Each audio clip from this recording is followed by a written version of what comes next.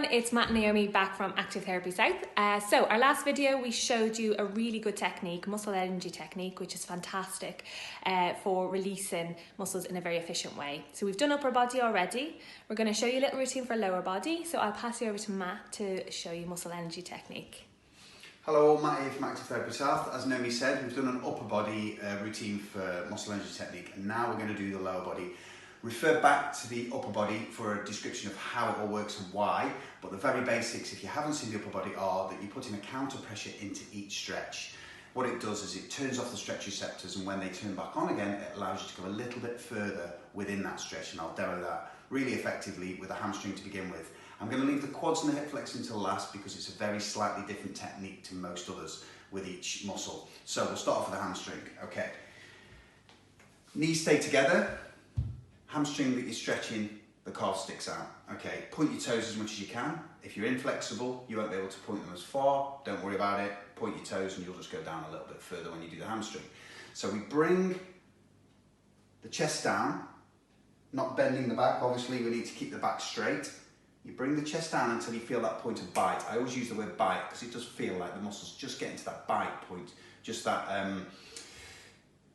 tense point where you think to yourself, I don't really want to go any further. Okay, when you get to that point, this is the difference. Static stretching, you just keep going. You keep pulling the muscles off the bone. Not as effective as what I'm going to show you now. This is the genuine depth that I can go with my chest. When you get to that point, you pause and you dig your heel into the ground. That then takes away some of the stretch pain, if not all of the stretch pain, over a period of 3 or 4 seconds. Keep your chest in the same position. Hold for 10 seconds. 3, 2, 1.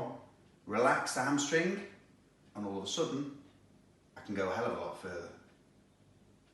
Dig your heel in, take away the stretch pain. 3, 2, 1. Relax. Even further. That's absolutely genuine. An extra 2 or 3 inches every time I dig my heels in. Digging the heels in, obviously, is the counter pressure.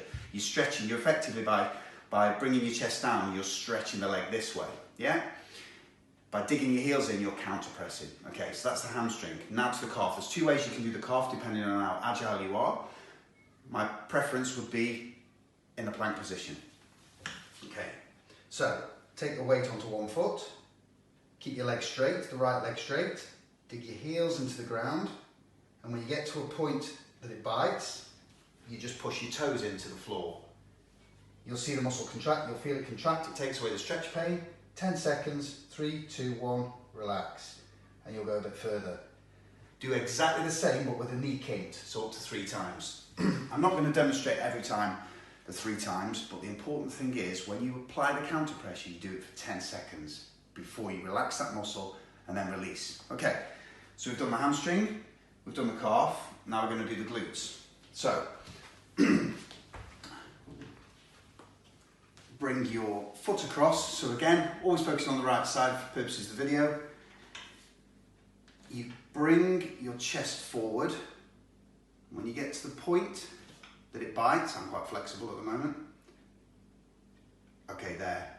Now you push your leg into your knee. Again, applying the counter pressure. Make sure it doesn't go any further. 10 seconds. 3, 2, 1, relax, and all of a sudden I can push my chest that bit further in, up to that bite point. Apply the pressure, the counter pressure, and so on. So that's one glute exercise. Another way of doing it, focusing again on the right side. Bring your foot across and use your elbow. Bring it to the point of bite. You've got 3 glutes, max, med, min. This is more about med and min. The first one was more about max.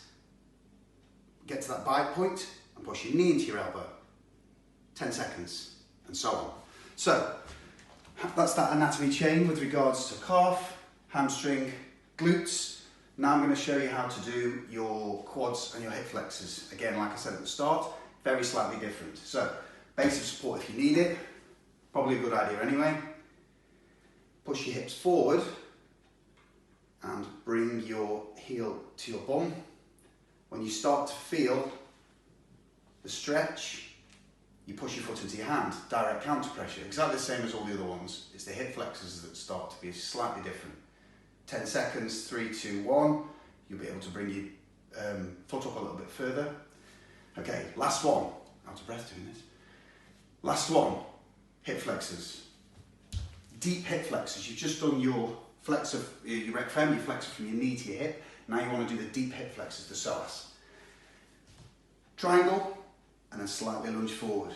When you get to that bite point, okay, there, this is where you would normally do a counter pressure.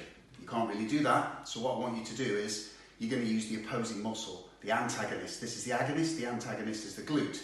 You clench the glute on this side as tight as you can. 10 seconds, exactly the same, and you'll find 3, 2, 1, release, drop a hell of a lot further. Again, do it 3 times. I've focused on one side, you obviously need to do it on both sides. You may want to use 3 counter pressures on an area that's particularly tight, say your right glute, and your left side isn't as bad, either don't do it at all, or just do some normal static stretching. It's all about trying to attain some kind of balance.